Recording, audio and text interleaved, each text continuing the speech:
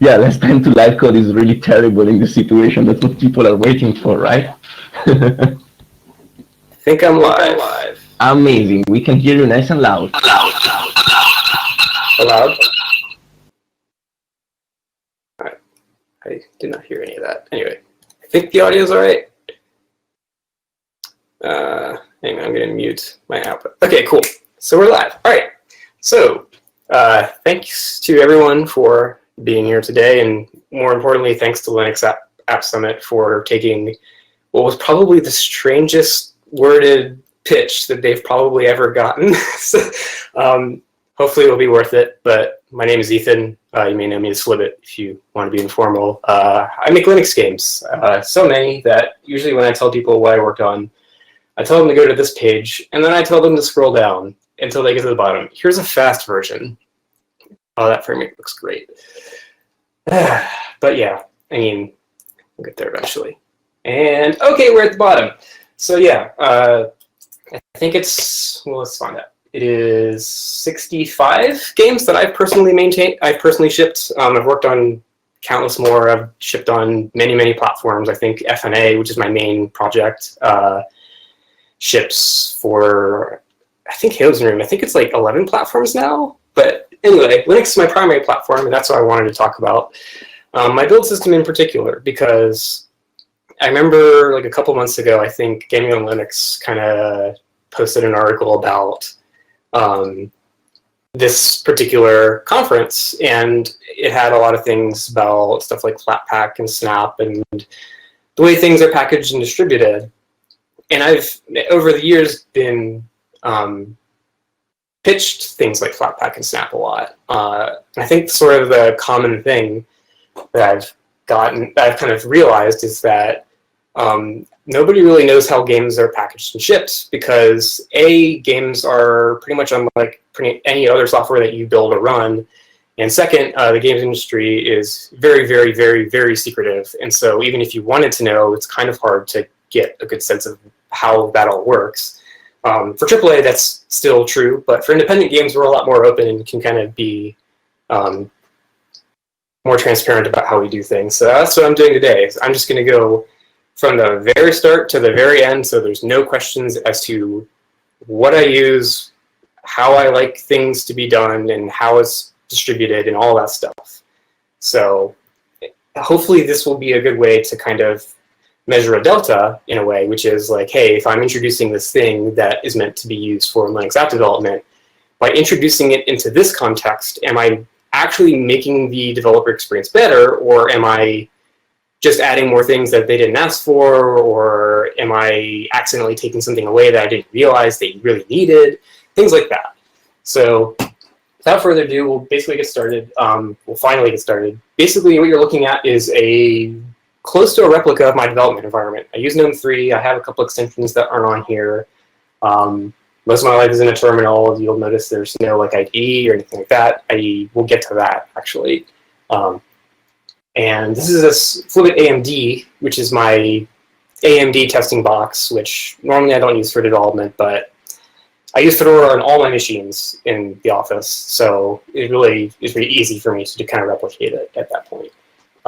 So yeah, basically what we're going to do is we're going to start with sort of what I do sort of day-to-day, which is just as I'm developing things, I'm not actually shipping anything, because that actually does play into the shipping part a little bit. There's actually two parts to this, which is C# and C++ games, which are the two that I normally deal with, because I deal with either custom engines, or I'll deal with games with either XNA or FNA, sometimes monogame that I kind of wedge FNA into. So we'll start with the C++ side, because that's the one that most people know about. Let's see if I can type. Oh, by the way, mechanical keyboard, so get ready for that. So we'll start with a game that I actually can disclose, because how would I show it off development if I'm going to have to reveal things like source? Luckily, we have an open, not necessarily an open source version of both, but we have both the C++ and C# game that I can actually show you, and they are actual commercial releases. So we're going to start with V, which is a C++ game that was, well, it was a Flash game that was released in like 2010, and then got a C++ version like a year later. And for me, it's a C++ game, so really all I care about is like how do I compile the files. And in this case, it's CMake.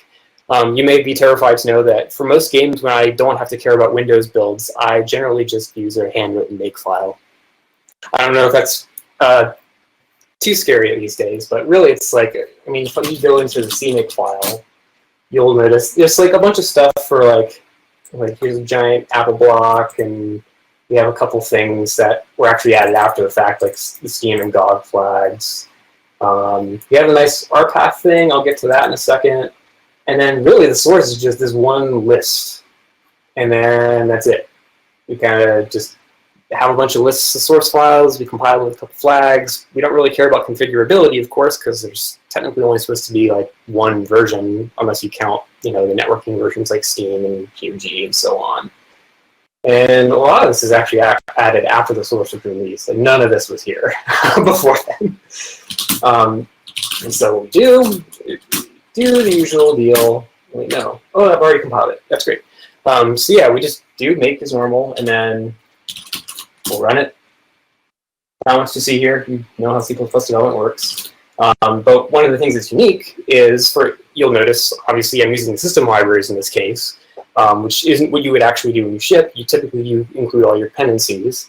But generally, because the APIs are basically the same, and the behaviors generally don't change dramatically, so I'll just live with the system libraries. In rare cases where I need to use a specific version, that's where RPath actually comes into play. So like, for example, you'll actually see I have a lib64 folder here, and it has SDL in it just for the purposes of example. Like if I needed to use exactly one version of SDL, I would put it in that folder, and of course the RPath will resolve itself correctly. As you can see here, it has this ridiculous path instead of a nice lib64 path.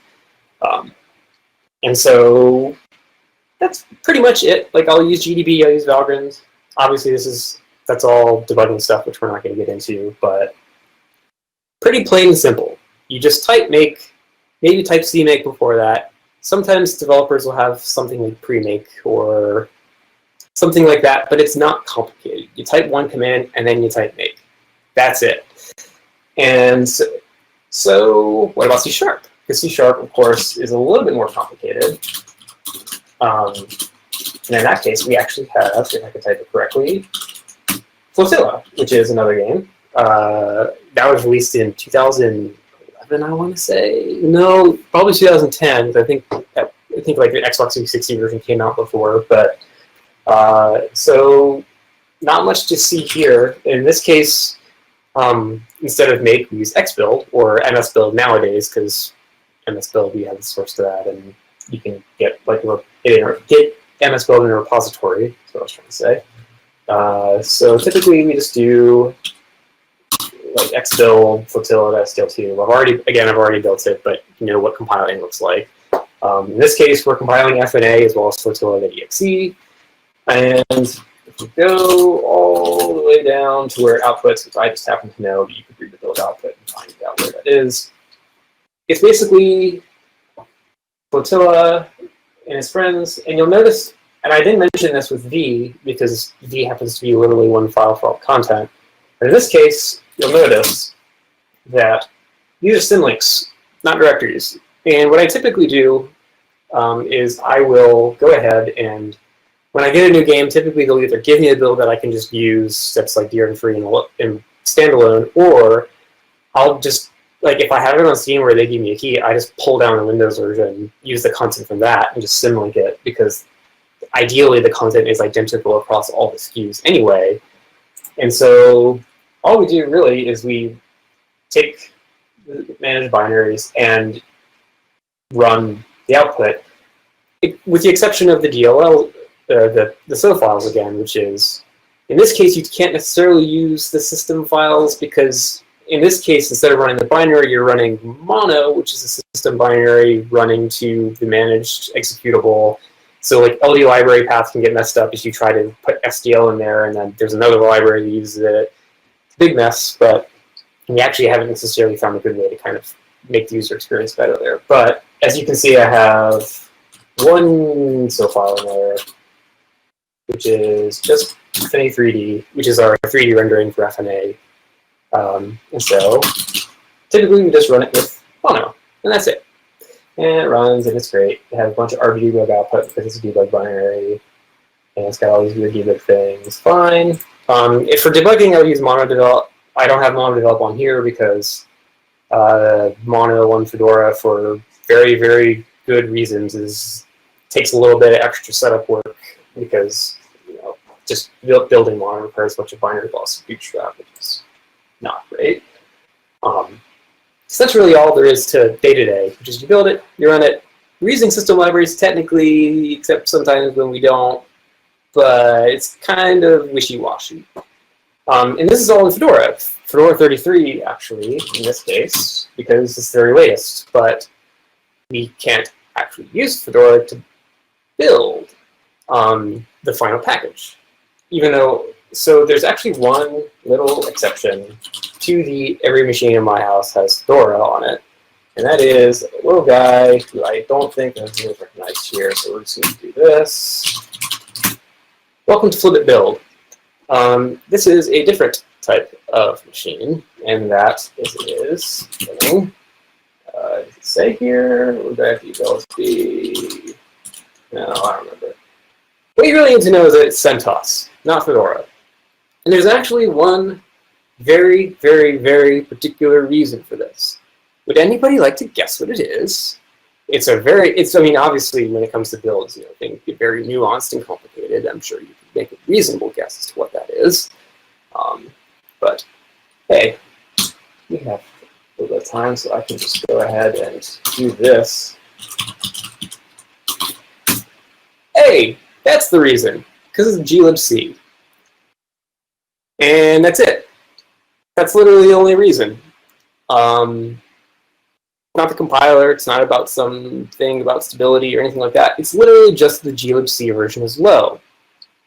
And you'll notice if we go to, say, any particular game that may have been released in the last, this morning or so, you'll notice that if you go to the system requirements for one of my ports, you'll notice that it says glibc 2.17 plus is the OS requirement, which probably sounds weird to people, and I've actually been made fun of about this on various podcasts and articles, because people traditionally think it's going to be like, oh, you're going to say Ubuntu 16.04, you're going to say maybe Mint, or probably Arch, considering I use Arch in the gaming world. Nope. All we care about is glibc. To a lesser extent, libstandard C++, because that's a little bit less clear to me, but by targeting such a low libc, you kind of get this libc++ minimum for free alongside that. So if we go and, for example, go to a build on CentOS, which it's literally like a little tiny box in my home. It used to be a VM for many, many years. But if we go to, what had it? Yeah, so it's the, I have FlipIt 132 in there, which is something else entirely. But so go to FlipIt build, if I said it correctly. Also, this is totally arbitrary name, by the way. Do our little CMake, Helio, build, and that's it. That's the build process for a typical game, which is, as you'll notice, exactly the same as it is on desktop, except I just do it on CentOS, and that's it. I have an STL version that I self-compiled, and sometimes when I have dependencies like STL Mixer, like V does, I'll self-build that too. But in general, it's a pretty vanilla CentOS environment. In fact, go to my .plan file, go ahead and rev up your finger clients, as I know you all have. You'll see that the process of replicating my build environment fits in like half a screen. There's not much to it, because really all we care about is having a libc and a compiler that can at least compile relatively new things, and that's about it. Everything else is virtually irrelevant. We don't care about it. We just want a low libc. If we had a flag that had like gcc-m min libc version, I would love to have that. This thing would become an Intel GPU test box like the same day. No question. But for now, we have CentOS. And nothing else exotic. And for C#, we don't actually do this. We just use the C# build system on Fedora, for example, because obviously it doesn't care about libc in that case. But we do care about the runtime, and the runtime is particularly special in that it's basically just mono that we shoved into a single binary, and then it basically just has mono in a single folder that doesn't depend on any system runtime library. But we do have to build it on CentOS, which is kind of interesting, but especially considering, typically expect people to be using new operating systems, but there you go. So yeah, we have this weird intermediary step for building, which is basically to run all the builds through CentOS. But then we can come back to Fedora, and that's when we start getting into the actual packaging, finally, as I know you're all so excited to hear about. So really, it's just these two folders here, which is my little installers folder, and there's two of them. There's actually three technically, but there's only two that I can disclose. And that is the DRM-free and the Steam environment. And so the way the DRM-free environment works is I'll just go in here. There's a little build. There's this thing which has everything that I have, and then Flotilla. So we're going to go ahead and build Flotilla as a DRM-free package together, which is basically, if you look in Flotilla, which I made, there's all these files in here, including bitmap. That's not actually the Flotilla bitmap. We'll go ahead and grab it.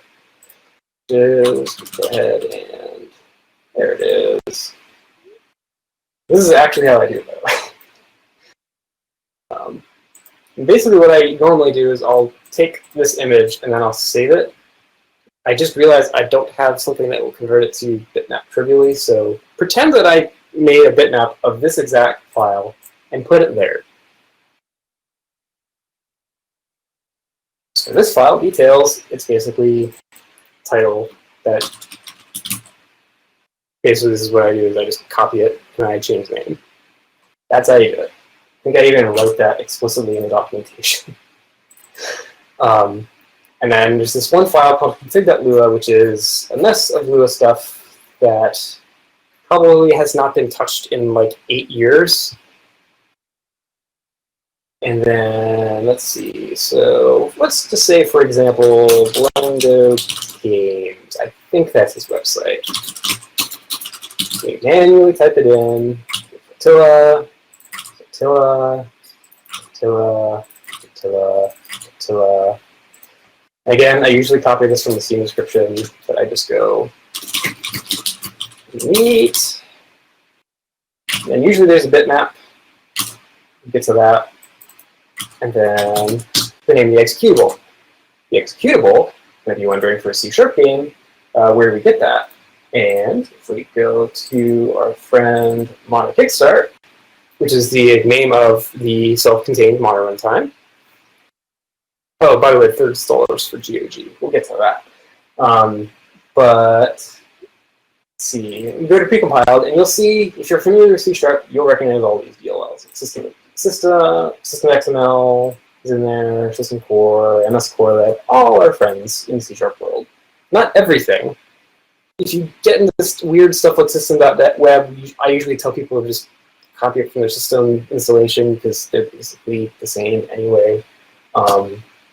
But what we do is we do this. Take it, copy it. Oh, data folder, by the way, which is where all this comes in. And that's all. And we'll pretend that I got a bitmap for, oh, no, I just deleted it. And we'll pretend this is the Flotilla icon. It totally is. And basically what we do is we just rename stuff. The other side, we're not really building that much. And this is actually what I advise people who use FNA or C# do when they ship Linux games, is they just copy stuff and rename stuff. And this is totally Flotilla. And we just copy paste some more. A lot of copy pasting in this step. And then we go to our friends in Mr. Flotilla debug. It's not actually your ship, obviously. But some Windows developers like to ship the debug binaries. I'm not one of those people. And that's it. Just those two files. You can follow this link. Or am I thinking of a different file explorer? Probably Nemo. And then we copy paste again. And let's see, what else am I missing? Oh yes, our native libraries. So like, for example, STL. I just have them in this folder. Now copy paste. Again, all these are built on CentOS. It could be built anywhere where a low latency version is, and you know what building STL looks like. You configure and you make. And just as a test, we can run Flotilla. And I may have forgotten something. Let's find out. Yeah. The DLL.config. How could I forget? But anyway, the point is, you see, it's just a lot of copying and pasting. Oh yeah, and we'll, as Caleb mentioned in the chat, building Switch games unfortunately cannot be done in Linux at all, because what do you expect? Anyway, we type build, and we type Flotilla. Does some things that you might recognize, and what do you know, the installers in Flotilla install it. Hey, it's totally Flotilla, and there's this nice installer, and you can pick your location. Didn't do enough copy pasting. And installs, and it's done. And if we go to my apps, hopefully it refreshed itself. Yeah, Flotilla, it's right there. And it's great. And if you want to install, we go to install, and it installs. Folder's not even there anymore. If you do add some files, it does. It's smart enough to not nuke the whole folder. And that's DRM free builds. It also happens, everything I just showed you is how we've been doing it for quite a few years, pretty much from the beginning. It's also obsolete, we don't do it anymore. And there's a very specific reason for that, which I will show you with the Steam build.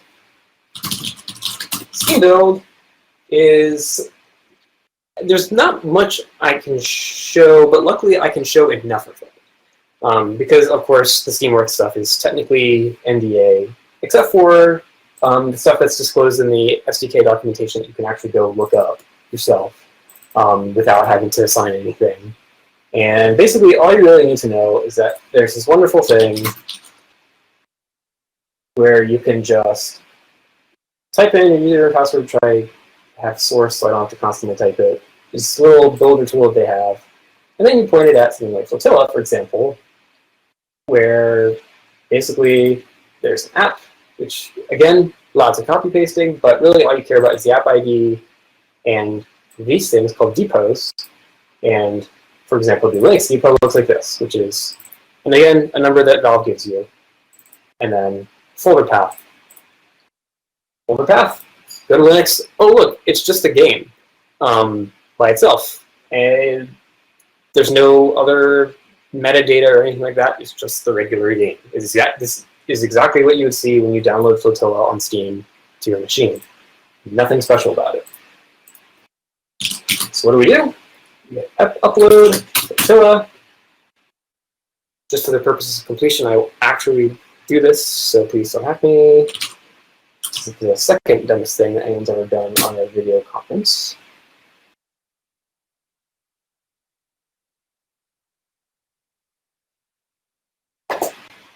And scan, uploads, scans, uploads. Oh, it's done. That's it. You go onto the website, you pick the upload that you just did, and you set it to live, and that's it. You can set it on data branches if you want, or whatever custom things you want to do with it. But that's it. That's the whole process. And you'll notice that it was ridiculously fast, because as it turns out, one of the nice things that it does is that it checks what files are actually changed and only uploads those. So that actually matters quite a lot, especially if you're in a place that has terrible upload speeds, or in some cases a straight up bandwidth cap. Because for the case of most other packages, we have to upload those every single time we do an update. And the important thing to know about the games industry, if you have not been actively involved in the past 10 years, is that we update like most living organisms on Earth drink water. If we don't do it like at least 6 times a day, the customer assumes that we're dead. So having the update and upload process be fast is really, really important. And the reason that the FlipIt merge setup is obsolete is because basically every store has this now. GOG has their own uploader tool, which is the third that I couldn't disclose because that's not present anywhere unless you have an SDK license. And itch.io is exactly like this. They have a tool called Butler that does exactly the same thing. It takes the files, zips them up, uploads them, have the right zip executable permissions.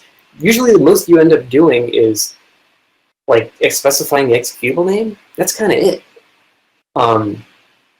So we don't package our own stuff anymore. And that's kind of the one thing that I really think you may want to take away from this if you're in the business of making packaging software, is that developers don't package their software anymore. Distributors do. Because as it turns out, distributors are the ones that actually spend all that bandwidth, and so they care a lot about how people get updates and downloads. So they have their own system for compressing everything, getting deltas together, making updates fast for the end user, things like that. So we don't package things anymore. We just take finished copies of the game and just upload them. And we don't think about how it's packaged anymore. And we don't care. Particularly because for games in particular, like it's not like we have to worry about dependencies because we ship them all. Like if we go into Flotilla, for example, Flotilla, the LDD, Flotilla, then x64, not a huge list of dependencies. Yeah, libdl's in there, and I know that can be kind of scary, but like, look, the reason libdl's there is so we can safely load things and fall back if something's not present. That's particularly true of SDL, where we have to think about things like X11 and Wayland, as well as Pulse and ALSA and all the other things. And if you look at the dependency list for all of the libraries, they fit on one screen, by the way. It includes like a video decoder, it's got the image loader, SDL, it's got our shader thing, our audio middleware, it's all in there. And like, look, it's all just like the C runtime and libdl and maybe like pthread. And that's it. We don't like the game developers don't like shipping dependencies, and if they add them, they always statically link them or they will just include them because it minimizes risk. That's, I mean, it's basically the same rule as Windows. Like, you don't tell people to install SDL from somewhere, you just want to look the game. And there's not much more to it than that. And so I think I did kind of burn through that pretty quickly, but it looks like we have about 10 minutes left, I want to say. So I ran through that very quickly, but you might be shocked at how quick that packaging part was, but that's really the thing now to take away, is that the reason it was fast is because we don't package it anymore. So yeah, if you're in the business of packaging stuff, talk to distributors, not developers. I mean, developers will be excited if it makes packages look nicer, but we don't do it. So let's go ahead and look at our questions, because I'm sure there's a ton of them, because I went. Why not use Flatpak instead of building the CentOS? Because as you'll notice, when I wanted to go to CentOS, I SSH'd into it, and then I hit make. And that's it. And also, I don't know if the Flatpak C runtime is as low as 2.17. It's actually a hard requirement. It needs to be really low, because we can't, I mean, again, Flatpak, it assumes that you will package the Flatpak. We don't. We don't package anymore. So if you want people to use Flatpak, you would actually have to go to the distributors and say, and so the distributors can come to us and say, hey, we're all using Flatpak, so you can assume a certain minimum, and then I can say, oh, instead of going in the CentOS, I can just do like Flatpak run command bash or whatever, and then I can do exactly what I was doing before, but just inside a Flatpak container. A little bit it's not that much worse than SSH and CentOS, but if it means I could do it all in Fedora, that'd be fine. With Steam, would it be better to use Steam's pressure vessel container? Probably, but the developer experience with the Steam runtime is just awful because, again, you have to do all this setup to get a Steam runtime environment to work. You make a runtime environment that people build against. You're competing with SSH and Make because it's not that hard to put a CentOS VM together. I tell Windows developers to do this all the time, and like they're actually pleasantly surprised when they realize all they have to do is just have this little server and type make and then go home. Getting them to make all these build environments, like it makes build engineers excited, but independent developers where literally they're working out of their apartment and have like maybe a couple computers in total and don't have all this infrastructure, they really are not interested in putting together all this stuff. You're talking to people who benefit from the idea that you can just take your home computer, build a program, and share it with somebody, which is how it used to be. And independent developers in particular care very much about that because the less overhead they have, the more likely it is that they won't immediately go out of business because the games industry is very competitive right now.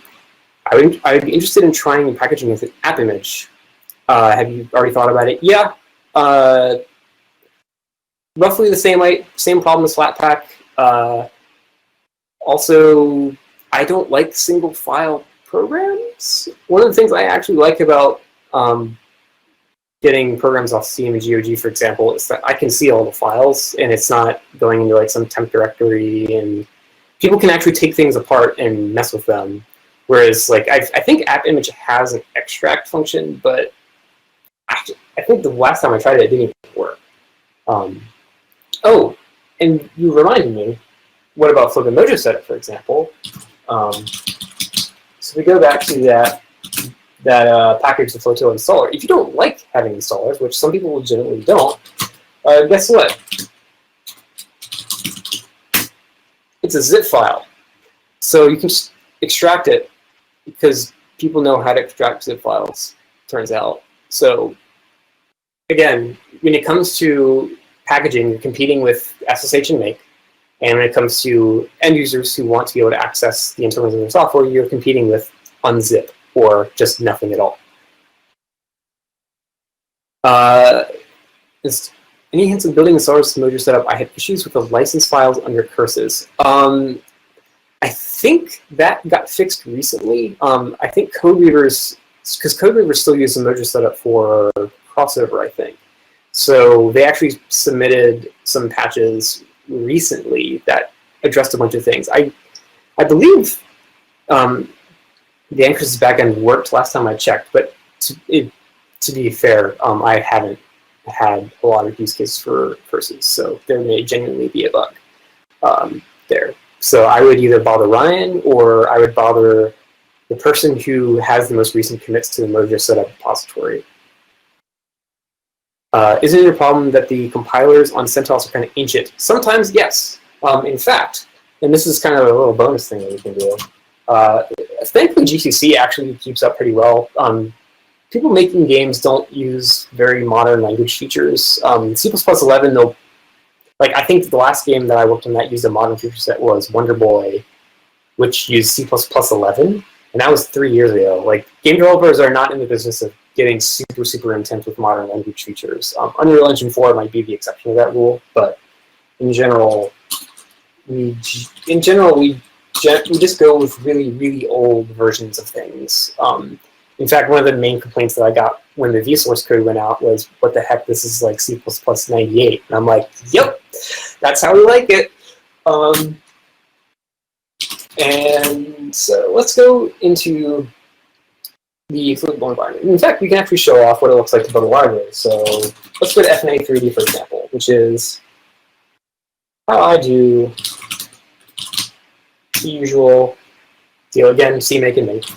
But as it turns out, and this is a very recent development, I have Mac builds running on this thing, which actually on vanilla CentOS is impossible because you need a pretty recent version of Clang and LLVM to do that. And that's actually a bit of a problem for us, but we actually have, in the case of CentOS, there's actually something, there's like an LLVM toolset 8, which again is still kind of old, but at least we have it. So when I do, I call it Mac mode, but basically I just go into shell, and then I do exactly the same thing, CMake and make. And of course it has some warnings in there just because it is a little bit of a sketchy setup, but if you'll notice, we actually have dialib. And it's Mac dialib. It's quick, it's kind of neat. But that's pretty much the only example I can think of where I really needed a modern compiler, and it's client 8, so it's not even that new. But yeah, I mean, again, getting back to the, I would really like to be able to develop on Fedora. It would be pretty cool to be able to say, hey, I can take GCC 10 or GCC 11, just set a flag that says don't target anything that glibc 2.17 wouldn't have, and go. That'd be great. It hasn't been deadly though. So I think we have about 2 minutes. I think I saw some stuff in public chat. Let's see. Yes. Yeah, if you want to work with C++98 code, go look at V. It's we still have the terrifying like 4,000 case switch statement in there. Like we've polished some things, but it's still just as gorgeous as the day it launched. So I think, do we have any more notes before I give you guys a sweet release of me getting off camera? Oh, by the way, Streets of Rage 4 is now available for Linux. We just launched it while I was giving that talk. I probably should have mentioned that. You may have seen a little bit, but yeah, it's true. It's my 50th, I think. So thanks everybody. If you have any more questions, go to this website. My email address is at the bottom. Feel free to scroll all the way down manually. It's a fun experience, trust me. So yeah, thanks everybody. Thanks a lot for your presentation. Thanks a lot, really.